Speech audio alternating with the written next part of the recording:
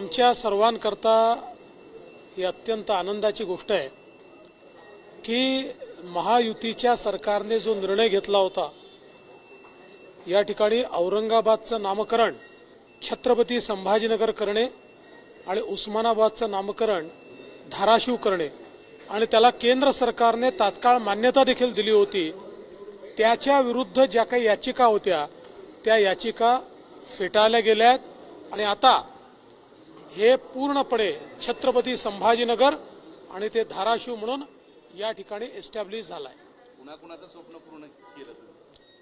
खरं तर मी असं म्हणेन की मूळ स्वप्न हिंदू हृदय सम्राट शिवसेना प्रमुख बाळासाहेब ठाकरेंचं होतं की याचं नाव संभाजीनगर झालं पाहिजे। त्यामुळे त्यांचं स्वप्न आणि त्यासोबत छत्रपती संभाजींना मानणाऱ्या करोडो लोकांचं हे मत होतं की ज्या छत्रपती संभाजी महाराजांनी देव देश आणि धर्मासाठी आपलं बलिदान दिलं, त्यांचं नाव या भूमीला मिळालं पाहिजे, कारण त्यांच्यामुळेच औरंगजेबाला 20 वर्ष या ठिकाणी लढल्यानंतर देखील याच ठिकाणी कबरीमध्ये जावं लागलं, पण या मराठी मुलकावर आणि हिंदुस्थानवर तो कब्जा करू शकला नाही।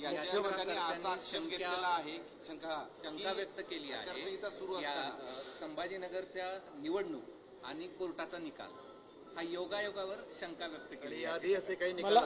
मला असं वाटतं हा याचं उत्तर आम्हाला द्यायची आवश्यकता नाहीये, हा कोर्टाचा अवमान आहे, त्यामुळे याची योग्य दखल कोर्टाने घ्यावी। मुख्यमंत्री असं म्हणाले की औरंगाच्या थडग्यावर विरोध करणाऱ्यांनी आता जाऊन फुलं व्हावी आणि शिवसेनेचं उद्धव ठाकरे गटाचं असं म्हणणं आहे की हिंदू मुस्लिमांमध्ये वाद करण्यासाठी असली वक्तव्य करतायत आणि ते तक्रार करणार आहे याची निवडणूक आयोगाकडे। मला असं वाटतं ही बदललेली उबाठा तुम्ही बघा, ही कशी सुडो सेक्युलर झाली आहे हे देखील आपण आता पाहू शकतो।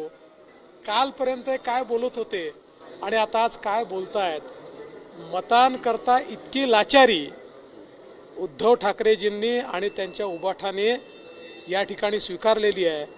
खरं तर हिंदू हृदय सम्राट शिवसेना प्रमुख बाळासाहेब ठाकरे या ठिकाणी असते तर त्यांनी यांना कधीच माफ केलं नसतं। संकेत ऐकलं असेल, त्याच्यावर बोललो मी।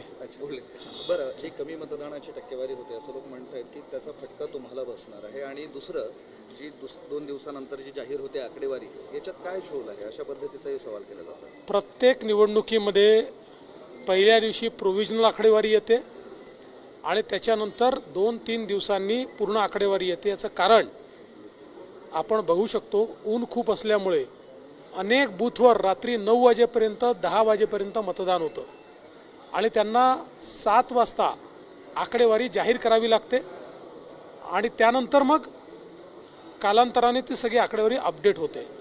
मला असं वाटतं की आता याच्यावर आक्षेप घेणं, EVMवर आक्षेप घेतला, सुप्रीम कोर्टाने तो फेटाळून लावला, आता हारल्यानंतर काय बोलायचं याची तयारी चाललेली आहे आणि म्हणून हा आक्षेप घेतला जातोय। बारामतीमध्ये कमी मतदान झाल्यामुळं अजित पवार दुपारच्या वेळेस रागावले होते आणि एक असं बोललं जातंय की चंद्रकांत पाटील यांनी निवडणुकीमध्ये शरद पवारांना हरवायचंय असं वक्तव्य केलं होतं, त्याचा फटका बसला असावा अशी चर्चा सुरू झाली।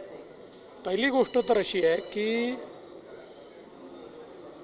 चंद्रकांत दादांनी त्यांच्या वक्तव्याच्या संदर्भात खुलासा केला आणि मी देखील सांगितलं की या ठिकाणी मोदीजींना तिसऱ्यांदा प्रधानमंत्री करण्याकरता आम्ही निवडणूक लढतोय आणि शरद पवार साहेब आणि भारतीय जनता पार्टी अशा प्रकारची किंवा सुप्रियाताई आणि सुनेत्रा वहिनी अशा प्रकारची निवडणूक नव्हतीच।